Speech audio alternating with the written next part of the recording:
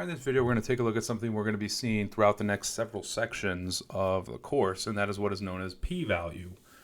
So recall that from the very beginning of the course, statistically significant means that something is not likely to occur by chance. So for instance, if we flip a coin 100 times and out of that 100 times comes up tails 97 times and heads 3 times, we would say that that is statistically significant because it's not likely, if the coin's a fair coin, it's not likely that we're going to flip 97 tails and 3 heads. It's very, very low chance, and that's a binomial distribution. So we would say that that is statistically significant.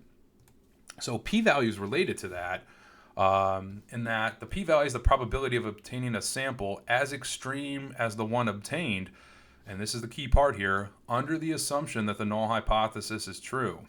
So we're working under the assumption that the original claim, the null hypothesis, is true. The p-value that we get, that a lot of statistical programs will give you, the p-value that we get is the probability that we obtain a sample as extreme or more as the one that we have if the null hypothesis about the population is true. So if our p-value is less than our acceptance value, that's alpha, it's our level of significance, then our sample likely was not to occur by chance if the null hypothesis is true. In other words, the sample that we got, the results that we got from our sample would be statistically significant. Again, we flip a coin 100 times and 97 out of those 100 times we get tails. That is statistically significant, assuming that the coin's a fair coin. In other words, the null hypothesis would be the probability of flipping heads or tails is a half. Well, we don't believe it is in that circumstance. So if our p-value is less than our acceptable value, our alpha, our probability of making a type 1 error, then we have sufficient evidence to reject the null hypothesis. So let's take a look at some examples of interpreting the p-value. In the next video, we're going to take a look at how to actually calculate the p-value. So here are just the problems it's done for you. But a new car's miles per gallon listed as 33. You want to know if the miles per gallon is not 33, so you perform a hypothesis test at the 5% level of significance. So alpha is 5% or 0.05. And the sample that we get shows a mean miles per gallon of 37, which has a probability of 2.2% of happening. So based on your findings, should you reject or fail to reject the null hypothesis that the mean miles per gallon is 33? So we got this sample here, and we start with our level of significance, which we'll talk about in the next video. And our sample, we got a mean miles per gallon of 37, and the chances of our sample getting that mean miles per gallon of 37, assuming that the mean miles per gallon is 33, there's only a 2.2% chance of that happening.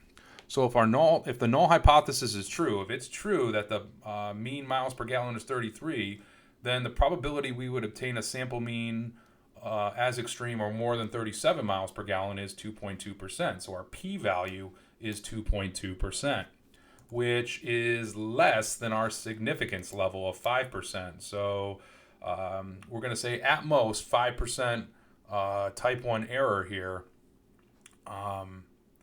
But in this particular case, our p-value is less than that, so our results are even more extreme than 5%, so we're going to reject the null hypothesis. And our final answer here is at the 5% significance level, so again, stating the significance level here, we have sufficient evidence to reject the claim that the mean miles per gallon is 33, and conclude that our evidence shows, our sample, shows that the mean miles per gallon differs from 33. Now, again, there's a probability that we made a mistake by rejecting the null hypothesis when it's actually true. So, again, there's no certainty here in hypothesis testing. There is room for error, but again, by picking a lower significance level and also increasing the sample size, we can lower that error significantly. Pun intended. All right, example 2B, a hospital says the mean wait time for patients to see a doctor is 3.5 minutes. You want to know if the mean wait time is more than 3.5 minutes, so you perform a hypothesis test at the 10% level of significance. So in this case, alpha is 10% or 0.10. Your sample shows a mean wait time of 3.8 minutes, which based on our sample here, the p-value, the probability that that would happen is 10.5%. So again, our sample shows a mean wait time of 3.8 minutes, which, and we'll take a look at how to calculate p-value in the next video. That has a probability of 10.5% of happening. So based on your findings, should we reject or fail to reject the null hypothesis that the mean wait time is 3.5 minutes? Well, if the null hypothesis is true, then the probability we would obtain a sample mean as extreme or more than 3.5 minutes here is 10.5% based on our sample. And we said that our level of significance is 10%. So because our p-value is 10.5%, which is more than our significance level, we are not going to fail, or we are going to fail rather, to reject the null hypothesis. In other words, our results weren't extreme enough to warrant the claim that the null hypothesis might not be true.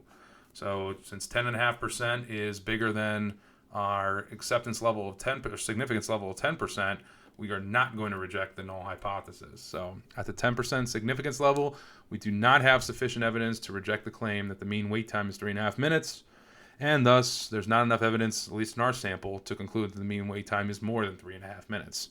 Now, a different sample might be taken, and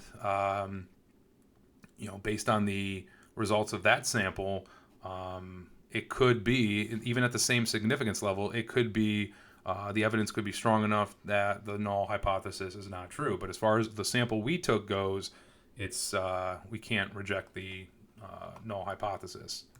All right, example 2C, a company claims our program will increase your statistics grade by 10%. I think it might not be that much. You perform a hypothesis test at the 1% significance level. So now we're going to cast a wider net with 1% significance level. So you obtain a sample with a grade increase of 7%, which has a probability of 0.8% of occurring. So based on our findings, should we reject or fail to reject the null hypothesis? So assuming that the null hypothesis is true here, that it's going to increase your grade by 10%, our sample increased it by 7%, which, and again, we'll look at how to get this value here as only a probability of 0.8% of occurring.